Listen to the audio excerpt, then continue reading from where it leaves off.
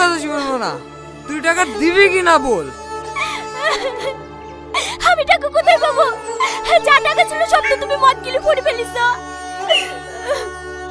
আবার মুখে মুখে কথা। তোর সব বিড়ি ভাঙা টাকাটা দে। তুমি যতই মারো ও টাকা আমি দেবো না। ও টাকা আমি পরে বই কেনার জন্য গুছিয়ে রেখেছি। আমি মাল খেতে টাকা পাচ্ছিনি আর ওপরে বই কিনবে। দাঁড়া, তুই যে কোথায় টাকা তুইছি সেটা আগে দেখছি।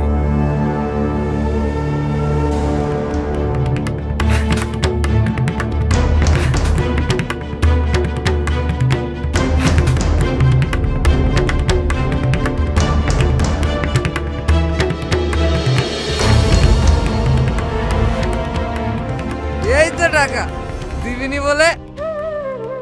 ওগো তুমি আমার কথাটা শোনো, আমি তোমার পায়ে পড়ি, এই টাকাটা তুমি লিও না।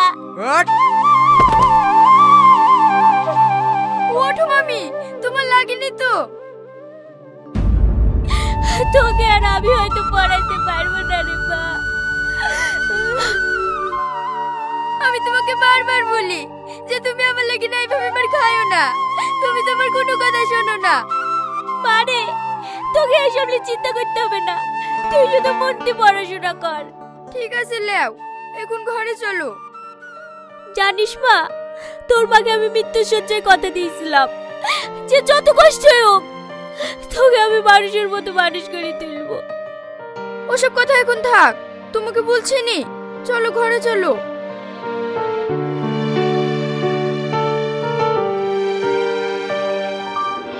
কি গো, আজ তোমার মন খারাপ লাগছে কেন?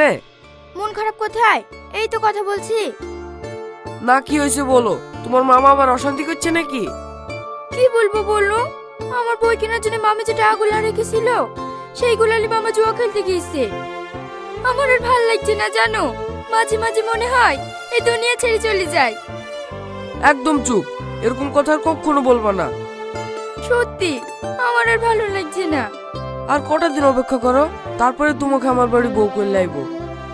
জানো আমার খুব চিন্তা হয়, আমি বিয়ে হয়ে চলে গেলে মামির কি হবে? তুমি চিন্তা করছো কেন? আমার তো মা নাই, সেরকম সমস্যা হলে মামিকে আমাদের বাড়িতে চলে আইব। সত্যি তুমি অনেক ভালো গো। পাগলি আমার। আচ্ছা আমি এখন আসি, হ্যাঁ, না হলে আবার মামির একা একা রান্না করতে কষ্ট হবে। ঠিক আছে, সাবধানে যেও।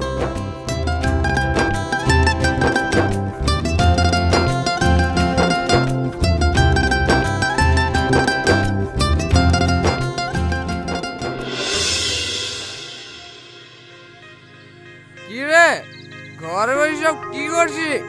খোল দরজা। মামা, দরজা তো খোলাই আছে, দেখতে পাচ্ছ না?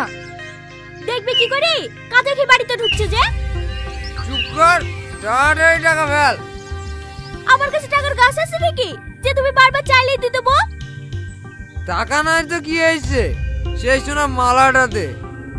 সব গিলা হলো, এখন মালাটার পিছনে লেগেছে, ওই মালা আমি কোনোদিন দেবো না। এই তুই বেশি বকবি নি।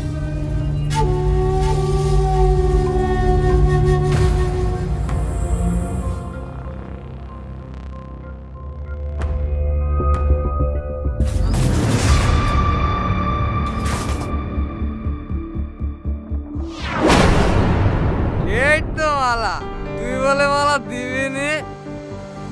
ওগো, আমি তোমার পায়ে পড়ি, হে মালা তুমি লিও না, এটা পরির মায়ের মালা, মৃত্যুশয্যায় পরীকে দিয়ে গেছে। বেশি কেন কেন করিস তো, হট।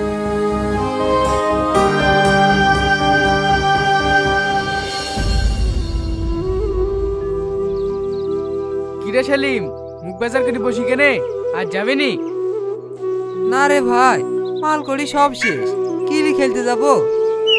তোর আবার টাকার অভাব? বিশ্বাস কর ভাই, আমার কাছে 1 টাকাও নাই। টাকা নাই তো কি হয়েছে, তোর বাড়িতে সুন্দরী ভাগ্নি তো আছে। ভাগ্নি আছে তো কি হয়েছে? তুই খেলবি পরের টাকা জুয়া, শুধু তোর ভাগ্নিকে সবার সাথে। না না, এত খারাপ কাজ আমি করতে পারবো না। আমি তোকে একটা ভালো যুক্তি দিয়েছি, এখন তুই কি করবি না করবি তোর ব্যাপার। তাই বলে নিজের ভাগ্নি খেয়ে? আরে কিচ্ছু হবে না, শুধু টাকা আর টাকা হবে। ঠিক আছে, আমি রাজি।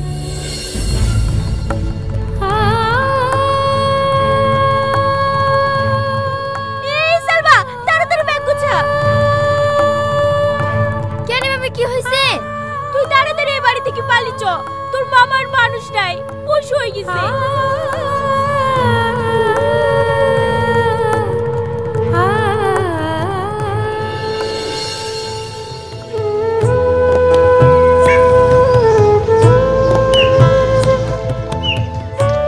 কি ব্যাপার সালমা, তোমরা কোথায় যাইছো? কি ব্যাপার, তোমার চোখে পানি? মামি, কি হয়েছে? মামাকে আপনাদেরকে বাড়ি থেকে বের করে দিয়েছে? বাপ, অনেক ঘটনা ঘটে গেছে, তোমাকে সব পরে বলবো। পরে বলবেন, ঠিক আছে, কিন্তু এখন আপনারা কোথায় যাচ্ছেন?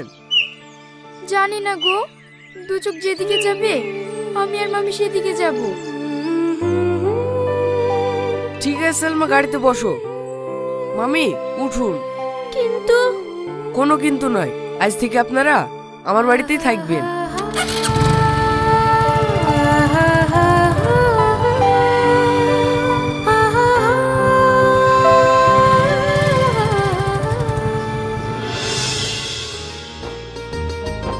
বোন, একটা কথা বলবো? বলেন ভাই। আপনি তো সবই জানেন, রাকেশ আর সালমা দুজনকে ভালোবাসে, তাই আমার ইচ্ছা দুজনের বিয়েটা দিয়ে দিই। আপনি কি বলেন? সে তো খুব ভালো প্রস্তাব ভাই, আপনি যত তাড়াতাড়ি পারবেন বিয়েটা লাগিয়ে দেন।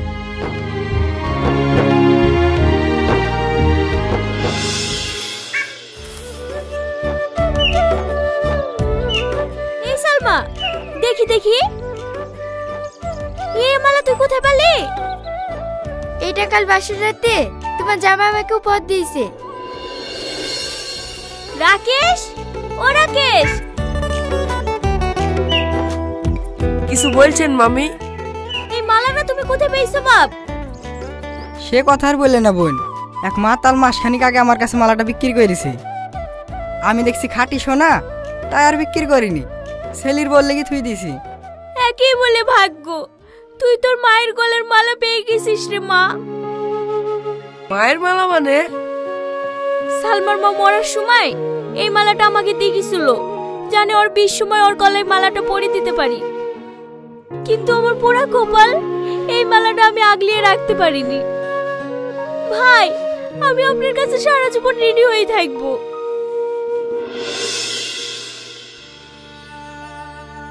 বাড়িতে কেউ আছো মা? দুটো ভিক্ষি দাও না, দুদিন ধরে কিচ্ছু খাইনি। হে কি তুমি? তুমি ভিক্ষি করছো? হ্যাঁ, এটা আমার পাপের ফল। এই নোংরা খেলার মদের নেশা আজ আমাকে রাস্তায় নামিছে।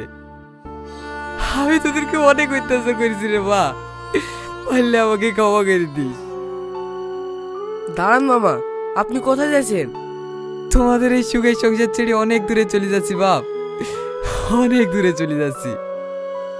আপনার কোথাও যেতে হবে না মামা, আপনি নিজের ভুল বুঝতে পেরেছেন, আপনি আজ থেকে আমাদের সাথেই থাকবেন। তোমরা আমাকে ক্ষমা করে দিয়েছো? হ্যাঁ মামা। সত্যি তোমরা অনেক বড় মনের মানুষ বাপ, অনেক বড় মনের মানুষ।